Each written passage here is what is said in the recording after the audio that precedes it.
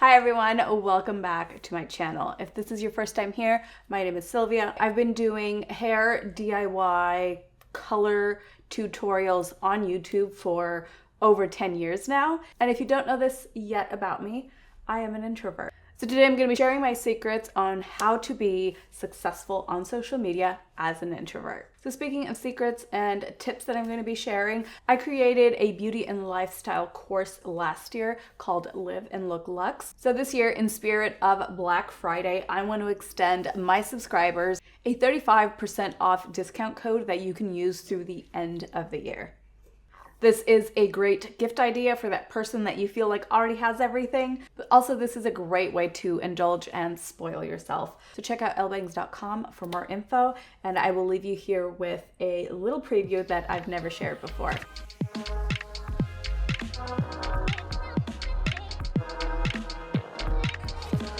If you want to celebrate, then you wear something that exaggerates that feature. If your face is longer than it is wide, and both your forehead and your jawline are equally smaller than your cheekbones, then you are a diamond face shape. Typically, we like to elongate the face. To elongate your round face shape, having hair that skims the top half of your face is going to create this illusion of slimness at the top. Choose beautiful, personalized pieces that's really going to make your wardrobe pop.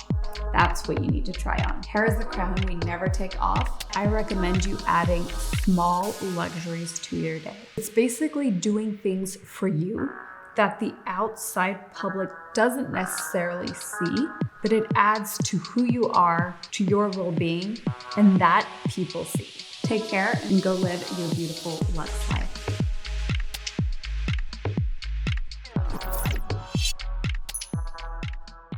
All right, so let's get into how I became successful as an introvert. My first tip is to be able to stand out in whatever you're doing without being loud.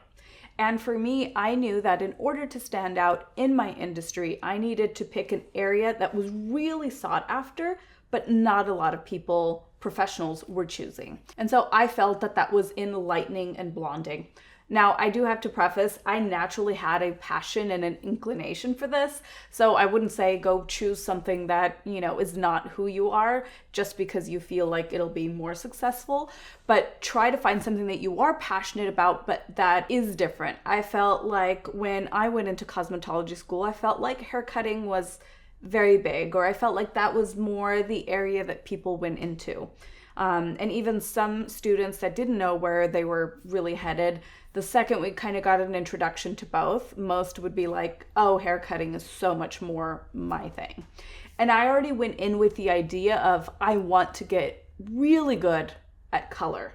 In my mind, I just thought it was like the big mystery piece of the puzzle. I always felt I can become an expert at cutting anytime. I already like hair. But really understanding color just got so many more layers to it to learn, and that you can kind of only really know with experience. And so that part fascinated me. So tip number one, make yourself stand out without being loud.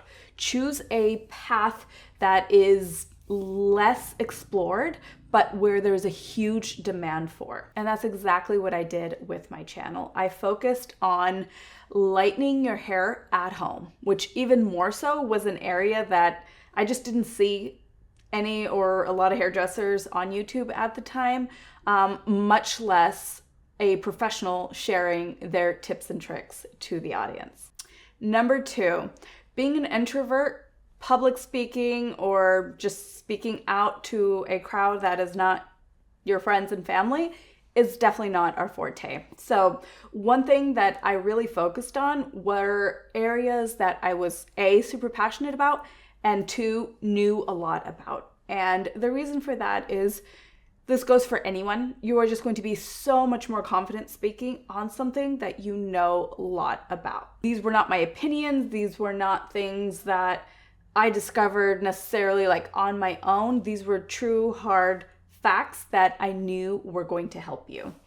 It makes it a lot easier to just deliver that information, and the fact that you are helping a large community or a large number of people, that obviously helps you succeed in social media. All right, number 3, and I struggled with adding this tip in, and the tip is to hire or build a team with an extrovert in it. And the reason why I struggled with putting this one in is because it seems like it defeats the purpose of what I'm teaching here today, because it sounds like I'm saying that you can't succeed without an extrovert behind you. Well, I think the best companies and the things that create the most amazing things are a balance of both.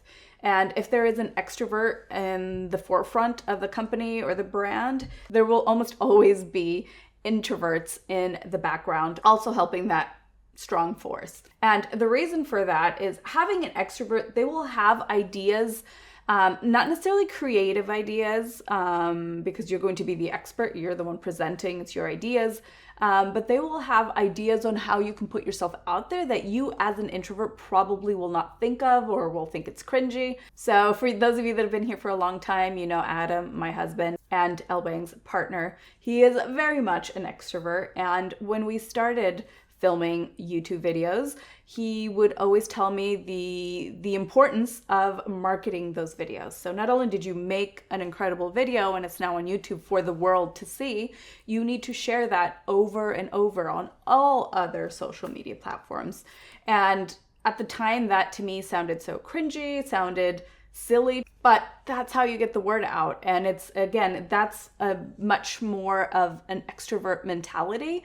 And the second that I did implement that, I did notice growth and realized, of course, how important that would be. All right. And another tip slash kind of secret is on social media, you are in full control of what you're saying, and you're in full control of the edit of this piece that you were putting out. So it is far more easy for me to sit and film a video in front of a camera. And the reason for that is because I am in control of the full edit. And a little known secret, a lot of YouTubers, or I would say probably 98% of YouTubers that I have met are introverts. And we tend to think of them as being these outwardly bubbly personalities. But again, this is because we are in the comfort of our own homes. I actually think this sort of media style actually favors introverts more than extroverts.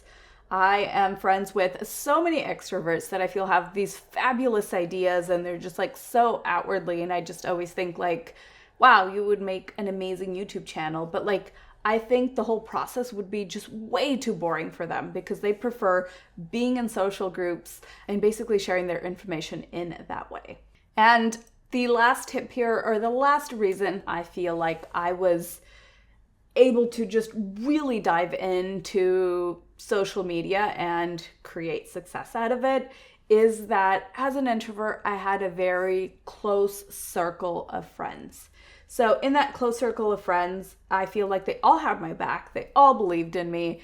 And it wasn't like my casual friend from this group of friends is going to think this is silly, so I'm not going to do this, or anything of that sort. So yeah, those are my tips on how to be successful on social media as an introvert. So go ahead and click the link in the description box to check out more information on Learn to Live and Look Lux. Thank you so much for watching. I love you, and I'll see you in the next one.